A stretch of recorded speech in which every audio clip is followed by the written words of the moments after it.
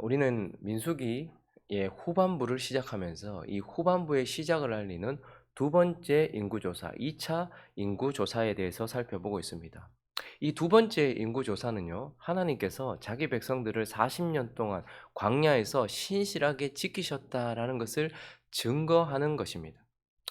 또한 하나님께서 이 2차 인구조사를 통해서 한 가지 드러내시고 싶은 것은 이제 땅을, 기업을, 복을 그들에게 줄 것이다라는 선포이기도 합니다. 오늘 본문 53절을 보시면 이렇게 되어 있는데요. 읽어볼까요? 시작. 이 명수대로 땅을 나눠주어 기업을 삼게 하라. 여기에 땅을 나눠주어라는 체할레크라는 단어는 승인된 법적 소유물을 배당하다 이런 뜻입니다. 그러니까 이제 하나님께서 2차 인구조사는 하나님께서 40년 동안 그들을 지키셨다라는 뜻이기도 하지만 이제 너희에게 약속된 복, 약속된 땅, 그것을 줄 것이다라는 것을 말씀하면서 선포하는 내용이다라는 것입니다. 그래서 오늘 본문은요, 땅, 기업, 우리식으로 하자면 복이에요, 복. 그들에게 땅을 주신다, 뭐 기업을 주신다, 이건 우리에게 복을 주신다 이런 뜻 아니겠습니까? 그래서 오늘 본문은 자기 백성에게 복을 주시겠다라는 선포와 함께 복을 얼만큼 주시는가 하는 것이 들어가 있는 본문입니다. 그래서 우리는 오늘 이 말씀을 통하여서 그리스도인들, 하나님의 백성된 그리스도인들이 하나님으로부터 얼마만큼의 복을 받을 수 있는지, 하나님은 우리에게 얼만큼의 복을 허락하시는지 그것에 대하여서 좀 살펴보려고 합니다. 우리에게 허락되어지는 복의 크기, 그 첫 번째는 하나님이 정하신 크기만큼이다라는 것입니다. 우리는 얼만큼 복을 받을 수 있을까? 이스라엘 백성들은 이제 가나안 땅에 들어가서 얼만큼 복을 받을 수 있을까 기대하고 있었을 거예요. 그런데 우리는 또 얼만큼 복을 받을 수 있을까? 오늘 이 땅, 기업, 특별히 복을 나눠주겠다라고 하는 이 본문 말씀의 가장 두드러진 모습은 하나님이 주도적으로 주도권을 가지시고 나눠주고 있다라는 것을 우리는 보게 됩니다. 그래서 이 복을 나눠주는 장면에서 하나님은 매우 주권적으로 주도적으로 움직이고 계시고, 이것을 통해서 하나님은 자기 뜻대로 자기 백성에게 기업을 주신다, 복을 주신다라는 것을 보게 돼요. 54절부터 계속 보시면 수가 많은 자에게는 이제 하나님의 백성들에게 하나님이 복을 어떻게 주실 것인가, 얼마나 주실 것인가를 말하는데, 수가 많은 자에게는 기업을 많이 줄 것이다. 수가 적은 자에게는 기업을 적게 줄 것이니 그들이 계수된 수대로 각기 기업을 주되 오직 그 땅을 제비 뽑아 나누어 그들의 조상 지파의 이름을 따라 얻게 할지니라. 그 다소를 막론하고 그의 기업을 제비 뽑아 나눌지니라. 이렇게 말씀합니다. 하나님께서 그 일반 백성들에게 기업을 주실 때 원리 딱 한 가지는 많은 기업, 그 숫자가 많은 사람들에게는 많이 주고 적은 사람들에게는 적게 줘라. 근데 또 하나는요, 제비를 뽑아서 하나님의 뜻대로 줘라는 거예요. 그러니까 아마 이스라엘 백성들은 지파들마다 숫자가 다 달랐잖아요. 그래서 숫자가 많은 지파들도 있었을 것이고 적은 지파들도 있었을 것이에요. 그리고 그 이스라엘 땅 전체를 12개로 나눴으니까 크게 나눠진 땅도 있었을 것이고 적게 나눠진 땅도 있었을 거예요. 그러니까 숫자가 많은 지파는 많은 지파대로 제비를 뽑고, 숫자가 적은 지파들은 숫자가 적은 지파대로 모여서 제비를 뽑았을 것이고, 그리고 난 이후에 뭐 큰 땅도 있고 작은 땅도 있을 텐데 그 위치는 또 어떻게 뽑는 거예요? 제비를 뽑아가지고 되어지는 대로 그렇게 하는 거죠. 그러니까 어쨌든 지금 모든 것들이 전부 다 뭐에 달려 있는 거예요? 하나님의 뜻에 달려 있는 거예요. 뭐 어떤 지파가 많다, 어떤 지파가 적다, 이건 그들이 생산력에 대해서 말하는 게 아니에요. 하나님이 그들을 많이 남기셨다라는 거예요. 생명은 하나님께 속한 것이거든요. 그러니까 어떤 지파가 숫자가 많다, 이 말은 하나님이 그렇게 정하셨다라는 뜻이에요. 그리고 숫자가 많은 지파들 중에 제비를 뽑아서 어디를 할 것인가, 위치도 지금 하나님이 정하시는 거예요. 그래서 자기 뜻대로 하나님은 자기 백성에게 기업을 주고 계신다. 하나님이 정하신 대로 기업을 받게 된다라는 거예요. 그리고 62절도 보시면요, 1개월 이상으로 계수된 레위인들, 레위 지파는 12지파 가운데서 빠지잖아요. 그리고 요셉 지파를 에브라임과 므낫세 두 지파로 나눠가지고 12지파가 되고 레위 지파는 빠져요. 레위인의 모든 남자는 23,000명이었는데 그들은 이스라엘 자손 중에 계수에 들지 아니하였다. 즉 기업을 제비 뽑을 때에 그들은 빠졌다 이 말입니다. 이스라엘 자손 중에서 그들에게 준 기업이 없었다 이렇게 말하고 있어요. 하나님이 어떻게 결정하신 것입니까?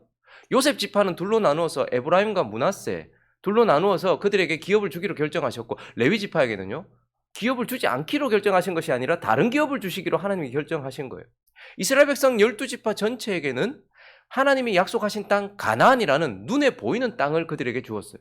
근데 레위 지파에게는요, 하나님의 땅, 사람의 마음, 자기 백성의 마음을 바치라고 하잖아요. 하나님은 이 우리의 마음을 바치라고 한단 말입니다. 그래서 이스라엘 백성들은 눈에 보이는 씨앗을 하나님께 주신 가나안 땅에 뿌리면서 그 기업을 얻었다면, 레위 지파들은요, 하나님의 바친 하나님의 백성들의 마음속에 말씀을 뿌리면서 거기에서 거두어 드리게 하셨다라는 거예요. 그러니까 하나님은 레위 지파에게는요, 하나님이 특별히 자기 백성들을 그들에게 주셔서 그들을 통하여서 기업을 얻게 하신, 그것도 하나님이 그렇게 결정하신 거예요.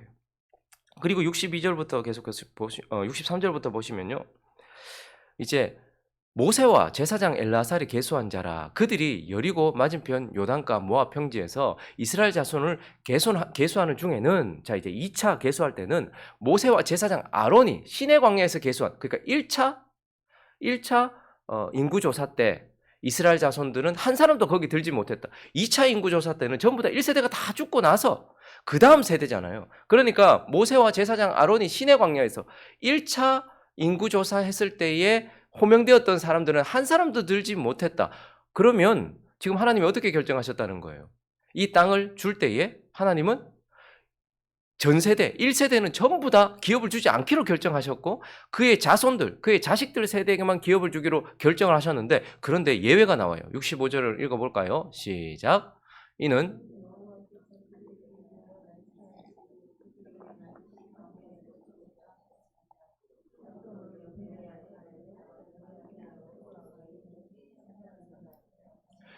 2차 인구조사 때 호명된 사람 중에는 1차 인구조사 때 있었던 사람이 한 명도 없어요. 그런데 2명이 들어가 있다 이렇게 얘기해요. 갈렙과 요수아가 들어가 있다 이렇게 말씀하시는 거예요. 그들은 다른 그 정탐꾼과 같지 않고 믿음으로 그렇게 하나님의 약속의 땅을 바라봤던 자들이거든요. 그러니까 하나님께서 어떻게 하신 거예요? 다 죽어도 그 두 사람만은 나이가 많든 적든 상관없이 그들을 살려서 그들에게 기업을 줄 것이다라고 하나님이 결정하고 계시는 것입니다. 여러분, 세상은요, 어떻게 복을 얻느냐? 자기의 노력만큼 복을 얻는다라고 이렇게 말하고, 또한 운이 닿는 만큼 복을 얻는다 이렇게 말해요. 그래서 어떤 사람은 죽도록 노력하고요, 어떤 사람은 죽도록 운에 자기 자신을 맡기면서 어떻게든 그렇게 얻으려고 해요. 근데 하나님은 뭐라고 말씀하세요? 하나님의 백성들은요, 하나님이 우리에게 결정하신 만큼, 하나님이 정하신 크기만큼 우리는 복을 얻게 된다라고 분명히 말씀하고 있는 것입니다. 그리고 오늘 본문을 통해서 하나님은 하나님의 백성들에게 복을 얼마만큼 주실 것인가, 우리는 하나님께 얼마만큼의 복을 얻을 수 있는가, 그 두 번째는 내 소망의 믿음의 크기만큼, 내 소망과 믿음이 가지고 있는 믿음을 가진 그 크기만큼 얻는다라는 것을 또한 우리에게 말씀하고 있어요. 하나님이 우리에게 복을 주실 때 하나님이 정하신 그 결정 매우 중요합니다. 그런데요, 오늘 본문은 또 다른 어떠한 부분을 우리에게 보여주고 있는데, 오늘 이 땅을 기업으로 주겠다, 복을 기업으로 주겠다라고 말씀하시는 이 장면에 매우 특이한 들어가지 말아야 될 이름들이 지금 들어가고 있는 것을 보게 돼요. 오늘 27장 1절을 보시면요, 요셉의 아들 므낫세 종족에서 므낫세의 현손 마길의 증손 길앗의 손자 헤벨의 아들 누구요? 슬로보핫.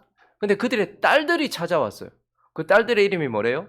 말라, 노아, 호글라, 밀가, 디르사라는 딸들이 찾아왔어요. 여러분, 지금 이 딸들의 이름이 여기 호명되면 좀 이상하지 않아요? 왜냐하면 우리도 그렇잖아요. 남아선호 사상에 기업은 아들들에게만 줬어요. 그런데 이스라엘 백성들은 더 했거든요.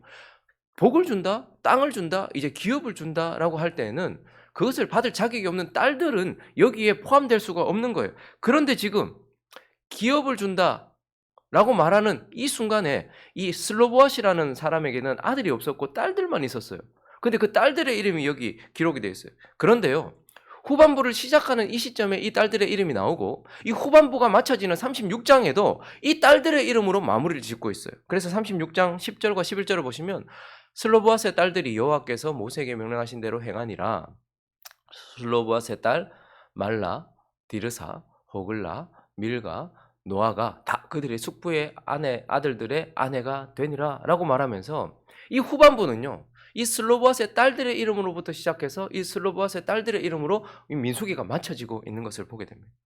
왜 하나님은 이 후반부를 시작하고 끝내는 지점, 특별히 땅, 기업, 그러니까 복을 나눠주고 있는 지점에 이들의 이름을 여기에다가 거명하고 계시는 것일까요?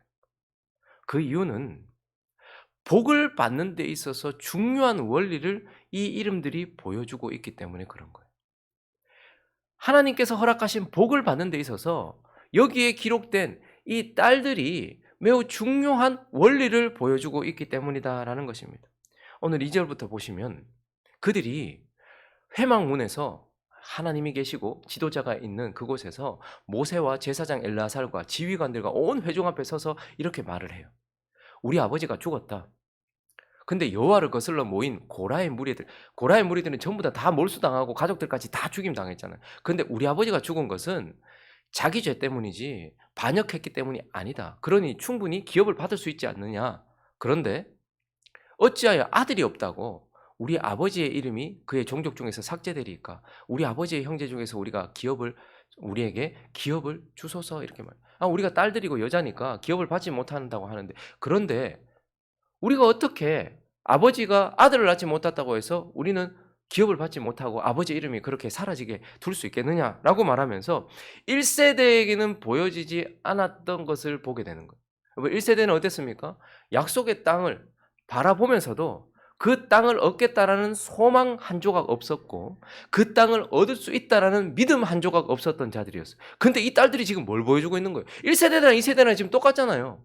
1세대가 약속의 땅 앞에 섰어요. 봤어요. 그런데 저걸 소망하는 마음도, 저걸 얻고 싶은 믿음도 없었어요. 근데 지금 이 슬로보아스의 딸들이 뭐 하고 있는 거예요? 40년이 지났는데 그 땅 앞에 서서 1세대들에게는 보이지지 않던 그 땅에 대한 소망을 가지고 있는 거예요. 그리고 저 땅 얻을 수 있다라는 믿음을 가지고 있는 거예요. 그래서 하나님은 이 약속의 땅을 하나님이 정하신 크기만큼 주시지만, 복을 주시지만, 그러나 그 복을 소망하는 크기만큼, 그 복을 받을 수 있다는 믿음만큼 또한 그들에게 주신다라는 것을 오늘 이 딸들의 이름을 통해서 우리에게 말씀하고 있는 거예요. 그래서 실제로요, 갈렙이라는 사람은 특이하게 1세대였지만 기업을 받아요. 그런데 그는 하나님이 결정하신 만큼, 하나님이 정하신 크기만큼, 범위만큼 받지만 또 한편 여호수아 14장을 가보시면요, 그때 유다 자손이 길갈에 있는 여호수아에게 나오고 그니스 사람 여분네의 아들 갈렙이 여호수아에게 말하되 여호와께서 가데스 바네아에서, 그러니까 40년 전, 38년 전에 나와 당신에게 대하여 하나님의 사람 모세에게 이르신 일을 당신이 아시는 바라. 내 나이 40세에 여호와의 종 모세가 가데스 바네아에서 나를 보내어 이 땅을 정탐하게 하였으므로 내가 성실한 마음으로 그에게 보고하였고 나와 함께 올라갔던 내 형제들은 백성의 간담을 높게 하였으나 나는 내 하나님 여호와께 충성하였으므로 그날에 모세가 맹세하여 이르되 네가 내 하나님 여호와께 충성하였은즉 네 발로 밟는 땅은 영원히 너와 내 자손의 기업이 되리라 하였나이다. 이제 보소서, 여호와께서 이 말씀을 모세에게 이르신 때부로부터 이스라엘이 광야에서 방황한 이 45년 동안을 여호와께서 말씀하신 대로 나를 생존하게 하셨나이다. 오늘 내가 85세로 돼 모세가 나를 보내던 날과 같이 오늘도 내가 여전히 강건하니 내 힘이 그때나 지금이나 같아서 싸움이나 출입에 감당할 수 있으니 그날에 여호와께서 말씀하신 이 산지를 내게, 여호와께서 말씀하신 이 산지, 여호와께서 결정하신 그것 내게 주소서. 당신도 그날에 들었거니와 그곳에는 아낙 사람이 있고 거인들이 있단 말입니다. 그 성읍들은 크고 견고할지라도 여호와께서 나와 함께 하시면 내가 여호와께서 말씀하신 대로 그들을 쫓아내리이다 하니 여호수아가 여분네 아들 갈렙을 위하여 축복하고 헤브론을 그에게 주어 기업을 삼게 하였다. 헤브론, 나중에는 이곳이 다윗의 성이 되잖아요. 지금 뭘 말하는 거예요? 갈렙은 얼마나 복을 받았는가? 얼마만큼 복을 받았는가? 하나님이 정하신 만큼만 복을 받았어요. 그런데요, 그가 또 그곳에는 아낙 자손들이 있고 헤브론은 고지였어요. 가장 점령하기 어려운 곳이었어요. 그런데 지금 갈렙은 그 땅을 얻을 것에 대한 소망뿐만 아니라 그 땅을 얻을 수 있다라는 믿음을 가지고 있었다라는 말입니다. 그래서 한 장 넘어가면 15장에 드디어 13절과 14절을 보시면 여호와께서 여호수아에게 명령하신 대로 여호수아가 기럇 아르바 곧 헤브론을 유다 자손 중에 분깃으로 여분네의 아들 갈렙에게 주었으니 아르바는 아낙의 아버지였더라. 그러니까 거인들 중에 거인이었다라는 말이에요. 갈렙이 거기서 아낙의 소생, 그 세 아들 셋의 아히만, 달메를 쫓아내었고 그 땅을 차지했다라고 이렇게 말해요. 자, 그러니 갈렙은요, 자신의 소망대로, 자신의 믿음대로 하나님이 결정하신 범위 안에서 어떻게 한 거예요? 믿음만큼 얻어냈다. 다 하나님께 주시겠다고 결정하신 것을 다 얻어냈다라고 말해요. 그러나 나머지 지파들은 어떻습니까? 여호수아서 가보면 계속해서 어떤 이야기 나오냐면 쫓아내지 못하였더라. 쫓아내지 아니하였더라. 이런 얘기가 나와요. 그러니 하나님은 이미 우리에게 어마어마한 크기를 결정해 놓으셨어요. 그런데 이스라엘 백성 전부는 하나님이 결정하신 것에서 대부분을 차지하지 못했어요. 뭐 때문에? 믿음이 없었기 때문에. 그들이 믿음이 없었기 때문에 하나님이 주시려고 결정해 놓으셨던 믿음, 이 복의 크기는 이마만 했는데, 그런데 그 중에서 얼마요? 요만큼만 얻어가면서 그렇게 살았다라는 것을 보게 돼요. 근데 갈렙은요, 하나님이 결정해 놓으신 크기만큼 믿음으로 그것을 얻어냈다라고 이렇게 말하고 있는 것입니다. 그러니 하나님은 우리에게 은혜도 주시지만요, 하나님은 우리에게 어떻게 하세요? 복을 예비해 놓으셨어요. 근데 그 복은요, 내가 노력한 만큼 얻어내는 게 아니에요. 내 노력의 크기만 세상이 말하는 걸 말하는 겁니다. 우리가 노력하지 말아야 된다는 말이 아니라, 세상은 내가 노력하는 만큼 얻어낼 수 있고 내 운이 닿는 만큼 얻어낼 수 있다고 생각하지만, 하나님은 하나님이 결정하신 만큼, 근데 그것을 뭘로? 믿음으로 얻어낸다는 거예요. 내 믿음의 크기가 내 복을 결정한다라고 우리에게 말씀하고 있는 것입니다. 말씀을 정리하겠습니다. 여러분, 아브라함에게 하셨던 약속은 중요해요. 왜냐하면 아브라함과 같은 믿음을 가지고 있는 우리 모두에게 하시는 말씀이기 때문에 그래요. 그러면 하나님께서 아브라함에게 너는 뭐가 될 것이라 말씀하셨어요? 너는 복이 될 것이다. 너는 복의 근원이 될 것이다. 너는 복이 될 것이다. 이렇게 말했어요. 그 말은 하나님의 은혜가 그에게 있지만 그는 은혜를 넘어선 복을 보여주는 인생이 될 것이다 라고 말하는 거예요. 아브라함 아무것도 아니었어요. 우상을 섬기던 그런 인생이었어요. 그런데 하나님이 그에게 은혜를 주셨어요. 구원도 해주시고 그에게 많은 것들을 주셨어요. 그런데 아브라함을 보면서 우리는 아브라함이 뭐였다고 말합니까? 거부였다 이렇게 말해요. 사람들이 아브라함을 부러워했던 이유는 그가 은혜로 살기 때문이기도 하지만 더더욱 그가 복이 많았기 때문이에요. 그러므로 우리 또한 마찬가지입니다. 아브라함은 은혜를 보여주는 인생이라기보다는 하나님의 복을 보여주는 인생이었고 복된 인생이었어요. 여러분들은 뭘로 사십니까? 하나님의 은혜를 보여주는 인생을 넘어선 복으로 충만한 인생이라는 것을 보여주는 인생이 되셨습니까? 이스라엘 백성들은요, 하나님의 은혜 때문에 구원받았어요. 이집트에서. 이스라엘 백성들은요, 하나님의 은혜 때문에요, 40년 광야 생활을 잘 지나왔어요. 은혜, 필요한 것들을 채워주고 부족하고 연약한 자들을 붙들어주는 은혜, 이것도 정말 중요해요. 근데 정말 하나님이 예비하신 것은 뭐냐면 복된 인생이 되게 하시려는 거예요.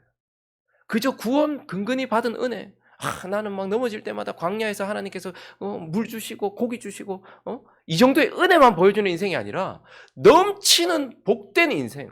저 사람 하나님 때문에 저 어떻게 뭐 하면 다 잘 되냐, 저 사람은 어떻게 저렇게 복이 많냐, 저 사람은 광야에서도 죽지 않은 하나님의 은혜가 있는 사람이다. 이것도 귀한 거지만 저 사람은 뭘 하면 하는 대로 다 잘 되냐, 어떻게 저 사람 저렇게 복되냐, 이걸 보여주는 인생이 되고자 하나님은 우리를 부르셨다는 말입니다. 그런데 늘 울면서 은혜로 삽니다. 은혜로 삽니다. 은혜만 보여주는, 그게 아니라 믿음으로 말미암아 복으로 가득 찬 인생. 저 사람은 정말 가면 갈수록 요셉처럼, 요셉이 은혜로 형들이 팔려고 했는데도 살아남았고 종으로 팔았는데도 지도자가 되고, 이 은혜만 보여주는 것이 아니라 요셉은 그냥 막 모든 백성들을 다 살리는 복으로 가득한 인생이다. 이걸 보여주고 싶은 거예요. 하나님은 우리에게도 은혜로 사는 인생을 넘어선 복된 인생이라는 것을 보여주기를 원하시는 거예요. 거기다가요, 성경은요, 복에 대해서 말씀하실 때마다 더하기가 아니에요. 곱하기예요. 복에 복을 더해주는 것도 감사하지만 복을 얘기할 때는 하나님 어떻게 말씀하세요? 30배, 60배, 100배. 그러니까 뭐 1을 더해주고 3을 더해주고 10을 더해주는 것도 크잖아요. 근데 복은요, 곱하기로 온단 말이에요. 그러니 하나님은 하나님의 백성들이 은혜를 넘어서서 복을 받되 곱하기의 복을 받는, 넘치는 복을 받은 인생이 된다라는 것을 보여주기를 원하시는 것입니다. 근데 그 복은 어떻게 온다고요? 하나님이 결정하시고 그분은 어마어마하게 결정해 놓으셨어요. 근데 그 믿음의 크기만큼 우리가 받는다는 것을 기억하면서 저와 여러분이 은혜로 광야를 지나온 인생이라는 것을 보여주는 것을 넘어서 믿음으로 복된 인생이다. 와, 하나님께 가면 저렇게 복 받는구나 라는 것을 보여주는 복된 인생. 그래서 그분이 결정하신 크기만큼 우리의 믿음으로 모든 것을 받아 복된 삶을 살아가는 저와 여러분 되시기를 예수 그리스도 이름으로 축원합니다.